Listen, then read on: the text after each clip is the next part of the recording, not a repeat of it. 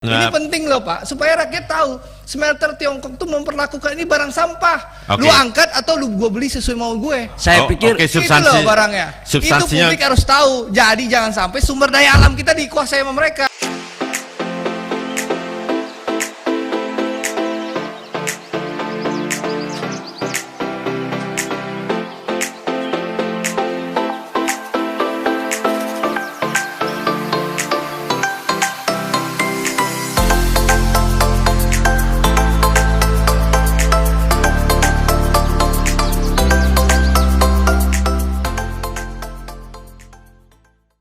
Yang kedua Pak Menteri, di dalam ruangan ini minggu lalu itu Bang Lutfi 2 kali rapat sama saya sudah saya ingetin soal nikel.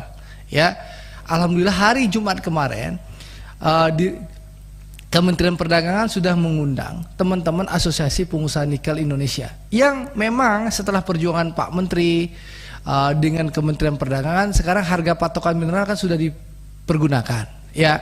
Tapi kan permasalahannya, ini yang perlu kita garis bawahi, bahwa setelah disurvei sama Sukovindo dan Surveyor Indonesia, misalnya kandungan ore 1,8, tiba-tiba di smelter Barangkawan itu jadi 1,5 Pak Menteri.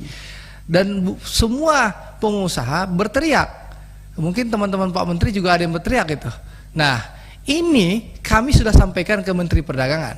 Ya, Menteri Perdagangan akan memanggil ya para asosiasi surveyor itu, Sukovindo, Surveyor Indonesia dan berbagai surveyor itu. Nah, kenapa ini terjadi? Nah, kalau di Sukovindo dan Surveyor Indonesia 1,8 kok tiba-tiba di Anindya jadi 1,5? Saya tanya langsung, kebetulan Sukovindo dan Surveyor Indonesia ini kan mitra Komisi 6. Saya tanya sama dirut-dirutnya, Pak Dirut, apa mungkin dari 1,87 bisa berubah jadi 1,5? Mas Andre, ini mineral. Mineral itu kalau turun dari 1,87 paling jauh 1,86. Paling jauh 1,85, nggak mungkin jadi 1,6 atau bahkan 1,5. Nah, ini yang kira-kira yang merugikan teman-teman pengusaha nasional kita Pak Bahlil. Mereka sudah leasing, utang di bank, segalanya. Tiba-tiba nanti ditampil di smelter Tiongkok itu Pak Bahlil. Lu mau ambil, kalau nggak mau 1,5 udah, lu angkat lagi. Nah, saya ingin memberikan solusi ke Pak Bahlil. Ini kan bentuk kezoliman. Nah, saya usulkan ke Pak Bahlil, kita win-win aja. Kalau dianggap sampah sama smelter Tiongkok itu, yang sampah itu kita ekspor saja. Kan dia nggak mau makan. Ekspor, jual misalnya dengan $40, bayar pajak 15%. Jadi pengusaha kita nggak rugi, negara juga nggak rugi, ya.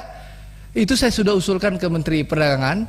Nah, saya harapkan Pak Bahlil sebagai Menteri Investasi memikirkan ini dan membahas ini dalam ratas.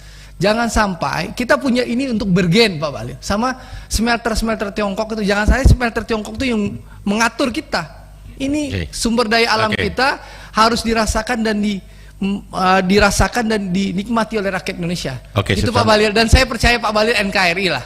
Nah, tolong Pak Bahlil cari solusinya. Terima kasih Pak Bahlil. Izin pimpinan menyangkut dengan nikel. Saya setuju Pak Andre.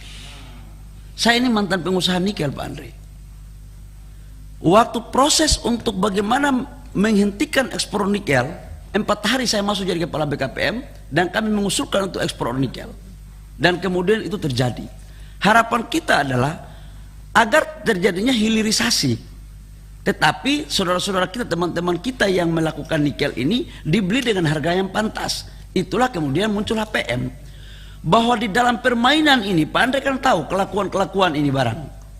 Tetapi kalau memang itu yang menjadi perhatian, itu sudah ada satgas khusus untuk pengawalan terhadap harga HPM. Nanti coba saya akan bicarakan Pak Andre dengan teman-teman satgas untuk mengklirkan ini. Tapi yakinlah bahwa sampai kapanpun idealisme kita untuk bagaimana mendukung teman-teman dalam negeri itu sesuatu yang sangat prioritas. Jadi Pak gitu, Pimpinan, kita tidak meragukan idealisme Pak Bahlil. Kita memberikan solusi, masukan kepada Pak Bahlil. Bagaimana teman-teman yang dizolimi ini dianggap sampah, itu yang diekspor. Supaya kita punya bergen kepada smelter Tiongkok itu. Jadi kalau soal idealisme Pak Bahlil nggak usah kita ragukan. Kita kenal lah saudara Bahlil Haladia. Ya nggak mungkin bisa jadi mungkin sama dia, gitu loh. Ekspor sampah dong. Jadi kita ekspor sampah or gitu loh. Kan dianggap smelter Tiongkok ini barang ini sampah. Lu angkat atau lu Oke. gua beli dengan berapa harga yang gua mau. Pak Gitu Menteri, loh. Ini penting loh Pak, supaya rakyat tahu smelter Tiongkok tuh memperlakukan ini barang sampah. Oke. Lu angkat atau lu gua beli sesuai mau gue. Saya pikir oke, Itu substansi, loh barangnya. Itu substansinya publik harus tahu. Jadi jangan sampai sumber daya alam kita dikuasai sama mereka gitu loh Pak. Thank you.